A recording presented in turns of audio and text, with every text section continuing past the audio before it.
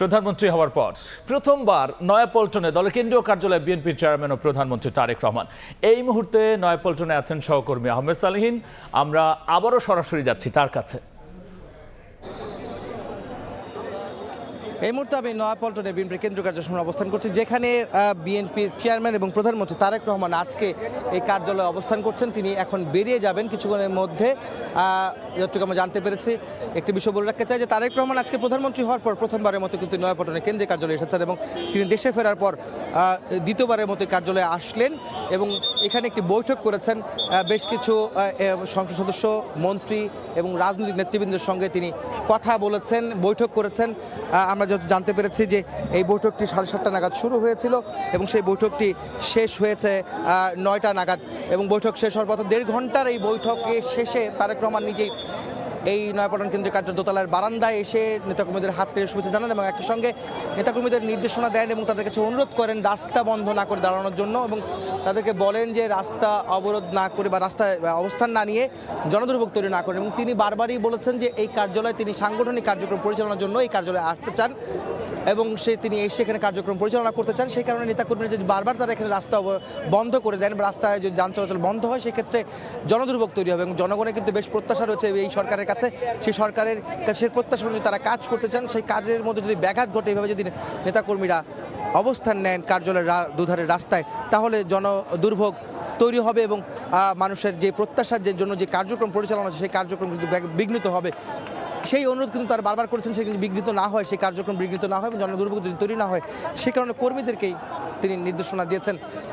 তিনি এই কার্যালয়ে এসেছেন সাংগঠনিক কার্যক্রম পরিচালনার জন্য। সেটি কিন্তু আজকে তারেক রহমান তিনি নিজেই এই কার্যালয়ের ভেতরে অবস্থান নিয়ে বৈঠক শেষে তিনি জানালেন এবং তিনি আরও আসতে চান এই কার্যালয়ে। তারেক রহমান বিএনপির চেয়ারম্যান, তিনি প্রধানমন্ত্রী হয়েছেন গত 12ই ফেব্রুয়ারি ত্রয়োদশ জাতীয় সংসদ নির্বাচন অনুষ্ঠিত হয়েছে। ত্রয়োদশ জাতীয় সংসদ নির্বাচন অনুষ্ঠিত হওয়ার পর তার দল বিএনপি বিপুল সংখ্যাগরিষ্ঠতা নিয়ে ক্ষমতায় এসেছে, রাষ্ট্র ক্ষমতায় এসেছেন এবং তারপরে প্রধানমন্ত্রী নির্বাচিত হয়েছেন তারেক রহমান এবং প্রধানমন্ত্রী হওয়ার পর আজকে প্রথমবারের মতো এই কার্যালয়ে তাদের যে দলীয় কার্যালয় রয়েছে সেই কার্যালয়ে তিনি এসেছেন।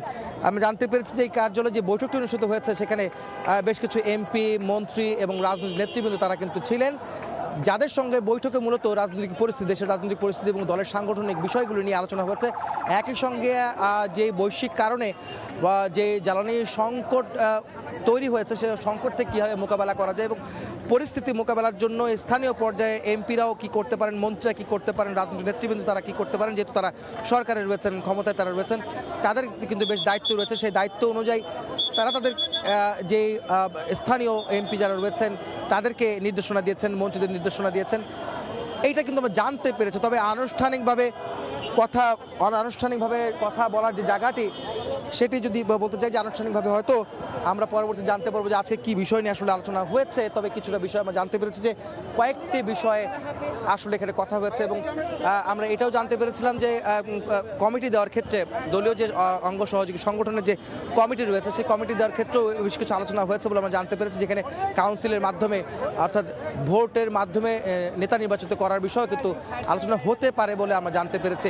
তো এই ছিল আমার কাছে নয়াপল্টনে বিএনপির কেন্দ্রীয় কার্যালয়ে যে প্রধানমন্ত্রী এবং বিএনপি চেয়ারম্যান তারেক রহমান যে এসেছিলেন এবং তিনি আছেন ভেতরে এবং তিনি এসে যে তার যে সাংগঠনিক কার্যক্রম পরিচালনা করছেন তার সবশেষ খবর।